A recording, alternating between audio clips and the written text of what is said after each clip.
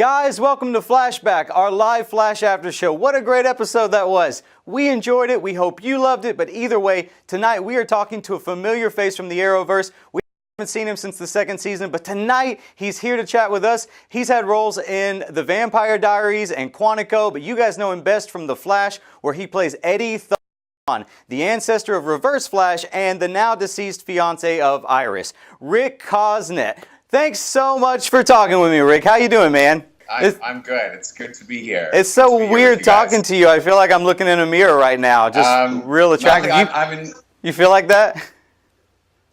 That's an awkward no. That's okay. Yeah, totally the same. That's fine. No, it's okay. That's a big compliment. Thank you. Oh no, that's you are. Stop it, you. Stop. I gotta tell you, we've missed you on the show so much since Eddie was killed off. Do you ever tune in and see Barry with his fast hands all over Iris and get a teensy bit jealous? Why would I do that? That would be torture. Honestly, it would be torture. No, I do. Of course, I do. I love everyone on the show, and it's really cool to always pop back. And I'm always doing conventions, and people come up to me on the street. Everyone has the same reaction. They're always like, man, why'd you have to die? And I have no answer for them because a lot of them are just really happy that I'm still alive in person because I've died on 3 shows now. Man. So it's becoming a bit of a habit. Those writers are a bunch of jerks. In all seriousness, in a show like this that's still going on, I was wondering, was it tough your last day wrapping up filming on set? Like, how did you feel when you knew Eddie was going to be killed off? Oh, it was horrible. It really sucked for all of us. We all cried. And I knew about 2 months before, so they were gracious enough to kind of give me time to get a new job and stuff. But it was still very, very sad. And of course, the last day of filming was really emotional. Also because I was actually dying in the scene, and so I think especially with Candace and Jesse in the scene, they were really crying.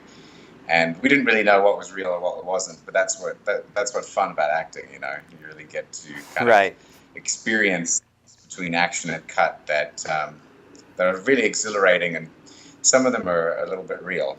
Yeah. It felt real to me. Well, technically, this third season, it's an entirely different timeline than the one you died in. So, and in the comic books, nobody ever stays dead. Is there any chance that we could see Eddie Thawne pop up in the near future? Definitely. I can't say exactly where, but there's definitely a big chance that I could be in this new timeline. So I have to wait and see. That's all I need is the hope. Thank you for giving that to me. That means a lot. Just give him hope. All right, that's all we need. That's what we say in Africa. Is that a saying in Africa? I don't. Yeah, that's why everyone's always late. Just give him hope. I've never been there, so I don't know. That's pretty cool, I'm on my way, but I'm in the bath. Yeah. Well, I'm personally I'm a big fan of the comics, and sometimes I get confused by all the time travel and the parallel universes and all that stuff that's going on. Did you ever read any of the scripts and just feel like, holy crap, what the hell is going on? Like, I have no clue what's happening right now. No. We had been following it really closely, because obviously you really want to make the best story possible. And so we knew all the intricacies. I just was really surprised by all the twists and turns when I read a script and how wonderfully they'd kind of put them all together, and then how it kind of, comes together at the end. And they managed to make The Flash, not only very heartfelt and very epic, but it's also very funny and light and kind of human, as well as, of course, being very comic book like. So I don't know. I mean, now of course it's getting more and more complicated. I can't say that I'm completely following everything that's happening, but I just think they're very clever. I love it. Oh, no, I think The Flash has been great. They're the king of cliffhangers.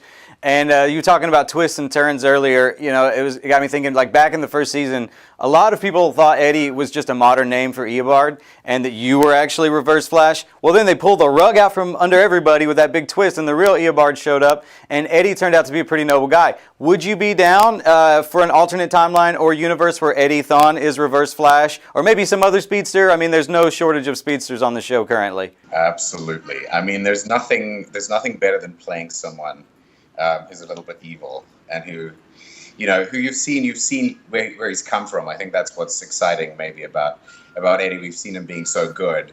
And when you see someone, turn evil through jealousy or through some kind of, we all have this bad and evil side. And Eddie really just chose constantly to be good. He always rose above everything. And he never really got jealous or, he was such a good man in that sense. And I think, from that to have someone so diabolically evil would be so exciting and so cool to be able to play. And I'm pretty good at psychopaths. It's one of my specialties. That's awesome. So we'll see. Yeah, that's one thing that I've loved about the show. With all the timelines and the parallel universes, it's very interesting to see how the same characters can develop different personalities. So I think that's cool. If your time on the show is... I love that. Yeah, if your time on the show is, in fact, 100% donezo and we don't see you back, are there any specific comic book characters you'd love an opportunity to portray?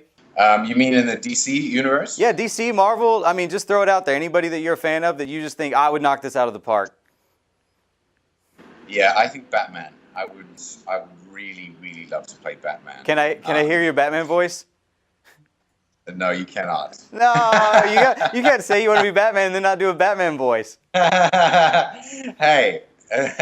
All you have to do is say, I'm Batman. If you pay me, I will start doing it on cue. How much do I have to pay you? Because when we go off air, I got like $5 with your name all over it. $5.50. How about that? I'll $5.50. I'll throw in an extra 50 cents for that. That's great. A lot of people think that Dr. Alchemy this season is Tom Felton. I know you said you haven't been keeping up with it, but right now Dr. Alchemy's the big bad guy. They think Tom Felton, who was Draco Malfoy in the Harry Potter series, they think that's who it is. But that seems kind of obvious to me. I'm calling it right now. I think Eddie Thawne is I think he's going to be Dr. Alchemy in this new timeline.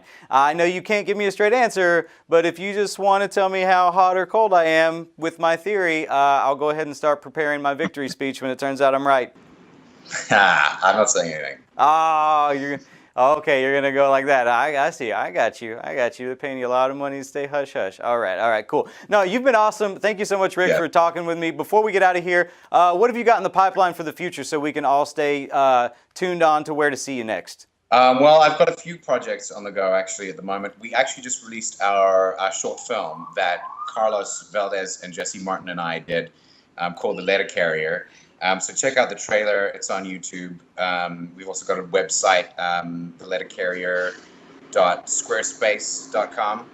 And we're going to release it online next year. So, other than that, I can't say right now. But, living in New York City, doing something special. Oh, that's awesome, man. I can't wait to go on YouTube and check it out. Thank you so much for talking with me tonight. I really appreciate it, Rick. Thank you. Thanks, Chris. Cheers, eh? Yeah, cheers, man.